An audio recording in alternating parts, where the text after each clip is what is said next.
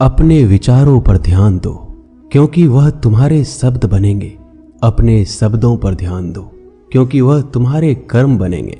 अपने कर्मों पर ध्यान दो, क्योंकि वह तुम स्वयं बनोगे। गलती उसी से होती है जो मेहनत से काम करता है। निकम्मों की जिंदगी तो दूसरों की बुराई खोजने में खत्म हो जाती है। इज्जत इंसान की नहीं होती है, जरूरत की होती है। जरूरत खत्म तो इज्जत खत्म। बोलना सीखिए, वरना जिंदगी भर सुनना पड़ेगा। उड़ने में बुराई नहीं है, आप भी उड़ें, लेकिन उतना ही जहां से जमीन साफ दिखाई देती हो। सिर्फ वो लोग आपकी परवाह करते हैं जो आपको तब भी सुन सकते हैं जब आप चुप होते हैं। चिंता उतना ही करिए जितने में काम हो जाए, उतना नहीं कि जिंदगी ही तमाम हो जाए। आप अपने शब्दों को चाहे जितनी भी समझदारी से बोलिए, लेकिन सुनने वाला अपनी योग्यता और अपने मन के विचारों के अनुसार उसका मतलब निकालता है। यकीन करो, जो तुम्हें भूल चुका है वो भी याद करेगा, बस उसके मतलब के दिन आने दो। कहानी जिंदगी की यही है कि इसमें मनचाहा किरदार नहीं मिलता। जिंदगी तो अपने दम पर ही जी जाती है। दूसरों के कंधों पे तो सिर्फ जनाजे उठाए जाते हैं। आपकी मुस्कान, आपके चेहरे पे भगवान के हस्ताक्षर हैं। उसे अपने आंसुओं से धुल लें या क्रोध से मिटने ना दें।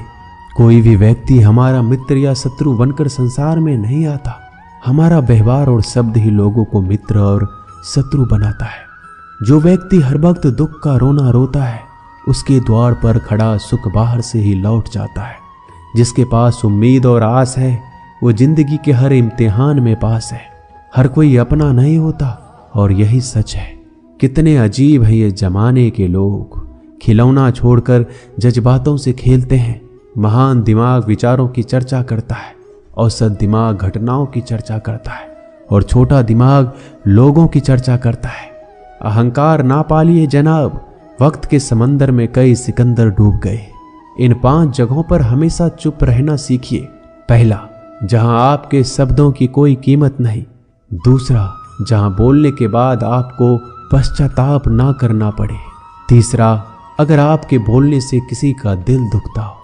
चौथा, अगर आप गुस्से में हो, क्योंकि इंसान गुस्से में बिना कुछ सोचे समझे कुछ भी बोल देता है। और पांचवा, जहां आपको समझदारी से कोई सुनने वाला ना हो। किसी का कष्ट देखकर अगर तुम्हें भी कष्ट होता है तो समझ लेना तुम्हारी आत्मा में परमात्मा विराजमान है। सिर्फ सुकून ढूंढिए, जरूरतें कभी भी पूरी नहीं होती। जिंदगी में सारा झगड़ा ख्वाहिशों का है। ना तो किसी को गम चाहिए, ना किसी को कम चाहिए। जिसके इरादे हमेशा साफ होते हैं, कई बार लोग उसी के खिलाफ होते हैं। जो तुमसे तंग आ जाए उसे छोड़ दो, क्योंकि बोझ बन जाने से याद बनना बेहतर है। झूठ की खरीदारी ज्यादा दिन तक नहीं टिकती। सच एक ही सही अंत तक साथ देता है।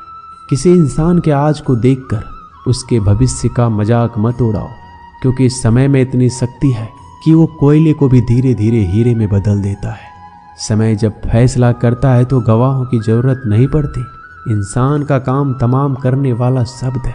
कल करूँगा, ना तो अधिक बोलना अच्छा है, ना ही जरूरत से ज़्यादा चुप रहना। जैसे बहुत अधिक वर्षा होना भी अच्छी बात नहीं है, और बहुत अधिक धूप भी अच्छी नहीं होती। विचार कीजिए, हमारा जन्म हमारी मर्जी से नहीं होता, ना हमारा मरण हमारी मर्जी से होता है। इस जन्म मरण के बीच में होने वाली सारी व्यवस्था हमारी मर्जी से कैसे हो सकती है। जिंदगी में हर मौके का फायदा उठाओ, पर किसी के मजबूरी का नहीं। अगर जिंदगी मौका देती है तो धोखा भी देती है। जिंदगी की सबसे अच्छी दवा है जिम्मेदारी। एक बार पी लीजिए साहब, जिंदगी भर थकने नहीं देगी। जीवन में प्रयास सदैव कीजिए। लक्ष्य मिले या अनुभव, दोनों ही अमूल्य है। जिंदगी में तकलीफें तो हवा के झोंकों सी होती है, जो आती है और चली जाती है, पर ये जब जब आती है तो सभी के नकाब उतार कर जाती है। जो आपने सोचा है जरूरी नहीं कि वो मिल जाए, मगर जो भगवान ने सोचा है वो आपको जरूर मिलेगा।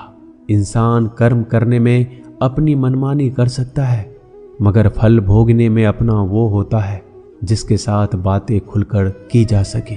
ना कि संभल कर मनुष्य अहंकार और गलतफहमी के कारण महत्वपूर्ण चीजों से दूर रहता है। गलतफहमियां सच नहीं बताती और अहंकार सत्य को देखने नहीं देता। अगर आपके साथ जिंदगी खेल रही है तो आप निश्चित ही एक बेहतरीन खिलाड़ी होंगे। जिंदगी का काम है ठोकर मारना। बिखरना है या निखरना है ये तो आप पर निर्भर करता है। आज तुम्हारे जीवन में कितनी मुसीबतें हैं इससे कोई फर्क नहीं पड़ता। फर्क पड़ता है तो बस इस बात से कि तुम उसका सामना कैसे करते हो। मनुष्य को इस संसार में जो भी मिला है उसमें उसको खुश रहना चाहिए। जो नहीं मिला है उसके लिए दुख नहीं मनाना चाहिए। इंसान ने जितना उसके लिए सोचा है भगवान ने उसके लिए उससे ज्यादा सोच कर रखा है। इसलिए कभी भी किसी चीज के बारे में चिंता मत करो।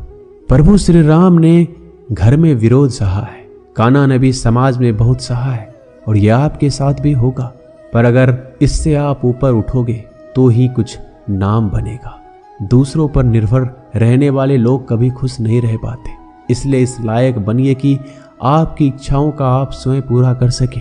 एक गांव में आग लग गई। आग बढ़ती जा रही थी। गांव वाले अपनी जान बचाने हेतु इधर उधर भाग रहे थे। एक चिड़िया ने इस दृश्य को देखा और अपनी चोंच में पानी भरकर आग बुझाने का प्रयास करने लगा। वो बार बार अपनी चोंच में पानी लाती और आग पर डालती।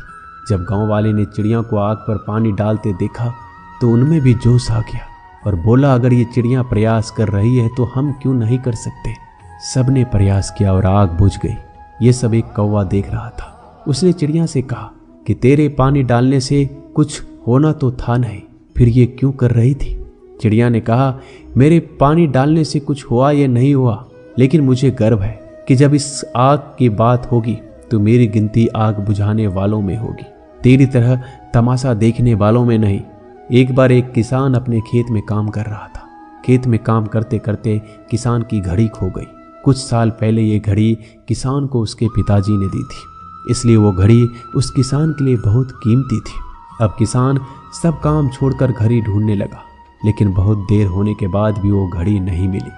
तभी किसान ने पास में खेल रहे बच्चों को बुलाया और उनसे कहा, बच्चों, इस खेत में मेरी घड़ी गुम गई है। मैं बहुत देर से घड़ी ढूंढ रहा हूँ। तुम में से जो मेरी घड़ी ढूंढने में मदद करेगा मैं उसे एक इनाम दूंगा। इनाम के उत्साह में सब बच्चे उस घड़ी को ढूंढने में लग गए, लेकिन इतने बड़े खेत में छोटी सी घड़ी ढूंढना बहुत ही मुश्किल काम था। कुछ घंटों बाद सब बच्चे जाने लगे। किसान ने भी अपनी उम्मीद छोड़ दी। वो भी घर जाने की तैयारी कर रहा था। आखिर में एक बच्चा किसान के पास आया और बड़े शान से कहा कि सब बच्चे चले गए, बस मुझे थोड़ी देर और घड़ी ढूंढने दीजिए।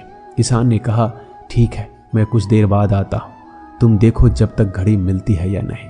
किसान जब 20 मिनट बाद आया तब बच्चे के हाथ में घड़ी थी। किसान आश्चर्यचकित हो गया और बच्चे से पूछा कि इतना जल्दी तुमको घड़ी कैसे मिल गई। बच्चे ने कहा, सब जा चुके थे। अब इतनी शांति थी कि मैं धीरे धीरे पूरे खेत में घूमकर आवाज सुनने लगा। जैसे ही शांति में मुझे आवाज सुनाई दी वैसे मुझे पता लग गया कि घड़ी कहाँ पर है। दोस्तों, ये कहानी शांत दिमाग का बहुत ही बढ़िया उदाहरण है। जब हमारा दिमाग शांत होता है हर बड़ी चिंता खत्म हो जाती है और आसपास का शोर भी खत्म हो जाता है, तो हमारा दिमाग अपने आप काम करता है और हमें सही दिशा दिखाता है। दोस्तों, इस वीडियो में बस इतना ही। जल्दी मिलते हैं हम और भी ज्ञानवर्धक वीडियो के साथ। धन्यवाद।